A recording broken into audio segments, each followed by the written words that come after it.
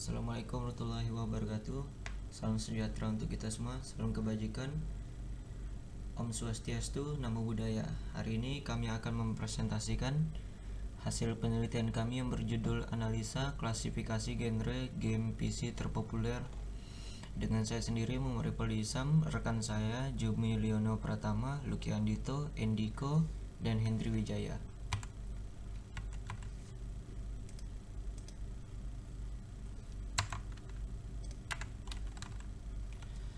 Abstrak, kemajuan teknologi yang terus berkembang memungkinkan perusahaan memanfaatkan teknologi dengan menciptakan berbagai sistem dan aplikasi. Salah satunya adalah video game.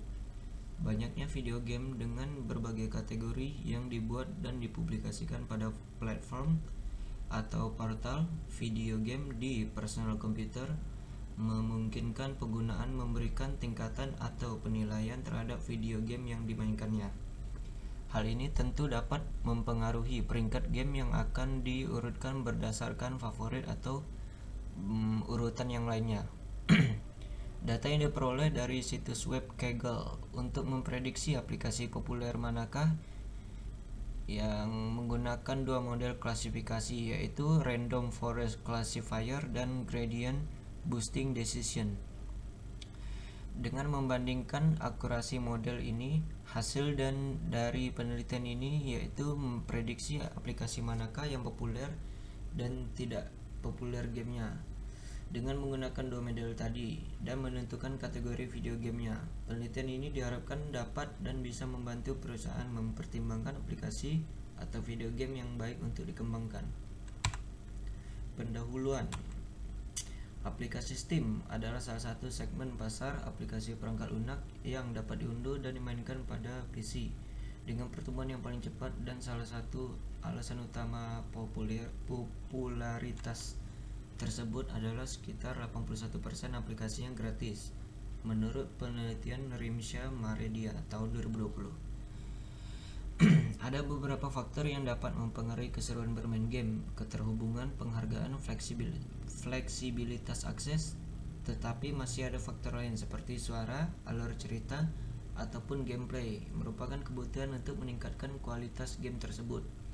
Menurut penelitian Kuolun Hsiao tahun 2016, Random Forest Classifier adalah salah satu teknik pembelajaran ensemble yang paling sukses. Teknik ini telah terbukti menjadi teknik yang paling populer dalam pengenalan pola dan pembelajaran mesin untuk klasifikasi. Menurut penelitian Yu Pavlov tahun 2019, Gradient Boosting Decision adalah algoritma machine learning yang menggunakan banyak decision tree sebagai pembelajaran dasar. Setiap decision tree tidak independen karena decision tree baru yang ditambahkan meningkatkan sampel yang diklasifikasikan dari decision tree sebelumnya. Menurut penelitian J. Friedman tahun 2001. Metode penelitian. Oke, kita mulai dari sini: business understanding, data understanding, data preparation, modeling, evaluation, deployment.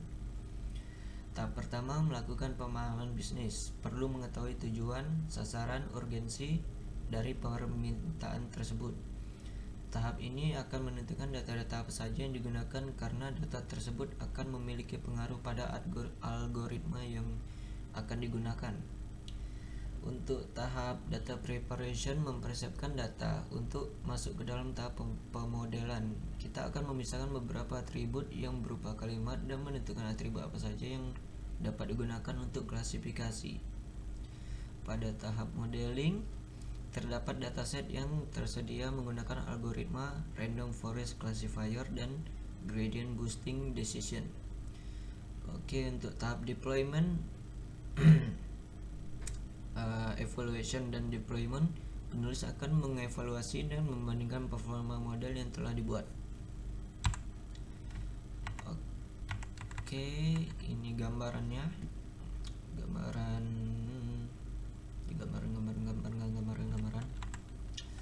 Oke, dataset. Penulis menggunakan dataset Steam Store atau Steam, aplikasi jual beli Steam di store-nya, di penjualannya yang tersedia pada website Kaggle. yang dimana terdapat 17 atribut yang akan digunakan untuk memprediksi kategori game yang populer. Ini datasetnya. Ini namanya dataset. Hanya variabel dataset numerik saja yang dapat digunakan. Dengan salah satunya, pengambilan dataset dapat mempengaruhi saat pembelajaran suatu algoritma. Kemudian terdapat box plot. Ini untuk menentukan hasil rata-rata jumlah pendapatan dari keseluruhan aplikasi yang ada di grup berdasarkan kategori.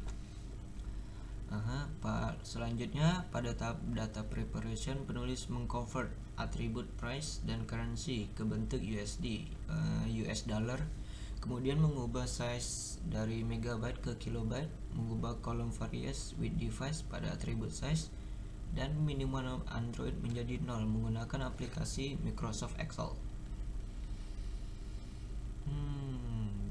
Ini hit.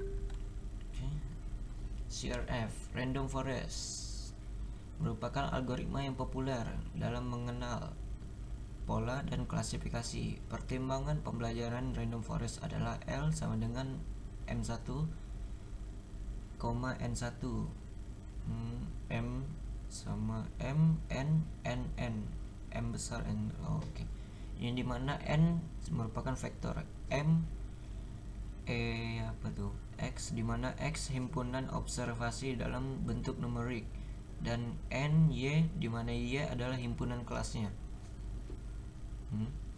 GBD, Gradient Boosting Decision, merupakan algoritma yang dapat membangun decision tree berdasarkan peningkatan dari pohon pembelajaran yang lemah untuk memperbaiki kesalahan pohon dan mencegah terjadinya potensi overfitting.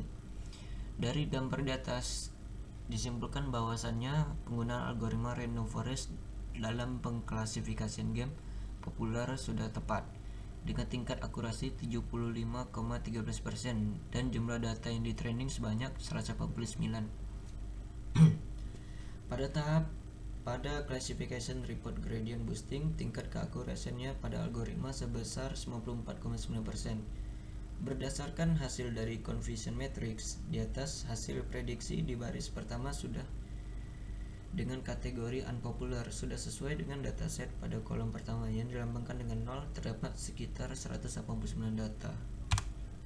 Kesimpulan, berdasarkan pengujian dan analisa dari klasifikasi game populer di Steam Store menggunakan model RFC dan GDB, maka dapat disimpulkan dengan menggunakan algoritma RFC dan GBD, penulis berhasil melakukan pengklasifikasian aplikasi populer di platform Steam Store tersebut. Dari 17 kategori dalam game dataset, aplikasi yang jumlah pendapatan lebih dari 4 dengan jumlah terbanyak adalah simulasi. Pada algoritma gradient boosting decision terjadi overfitting. Overfitting adalah keadaan data digunakan untuk pelatihan yang terbaik, sehingga saat dilakukan model training menggunakan data yang berbeda dapat mengurangi tingkat keakurasiannya. Hal ini dapat diatasi dengan meningkatkan learning rate pada proses training, di mana defaultnya adalah 0,1.